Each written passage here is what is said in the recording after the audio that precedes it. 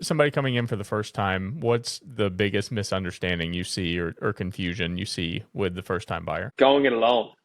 Maybe they've bought real estate on their own. Maybe that's their business in real estate and they're experts in that field. You know, they've bought cars before, they've shopped online and found supercars or whatever, and you know, got a good deal. Coming in alone, I see the market and I see what other people don't see in terms of off-market options and aircraft that are coming to market and then get sold before they even reach the market.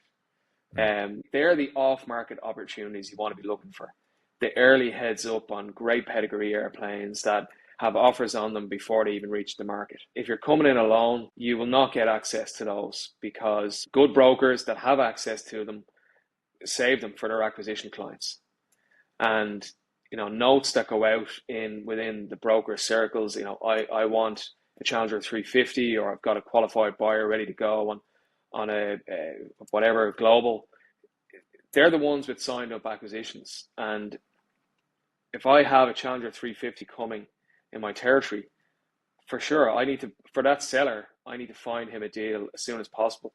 And if I know someone over in California is looking for a Challenger 350 of that pedigree, I'm going to call them right away, and the deal could be done before it gets to market. Right. As long as they're offering the right number in line with what I've discussed with the seller, and he's happy with that number, we can get a deal done. You know, if you're not getting that number, then the airplane goes to market, the public market, and you know, you search for the highest bidder.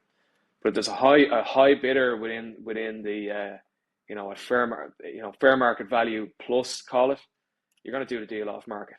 What would you say is the percentage split between off-market deals and on-market deals? Great question. I actually told myself I was going to look at those numbers recently. It's got to be 20%. Okay.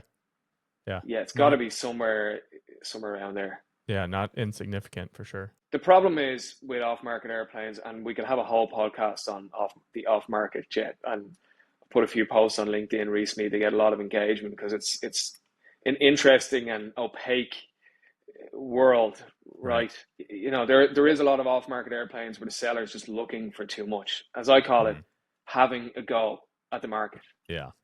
They're not fully committed to selling, but if they get a premium, they'll sell it. But everyone wants to sell their assets and more than what they're worth. Probably some of the post-COVID boom contributed to that too. We saw that in the housing market, saw that in vehicles, especially enthusiast cars. People were used to being able to sell for 10, 20, 30% over market.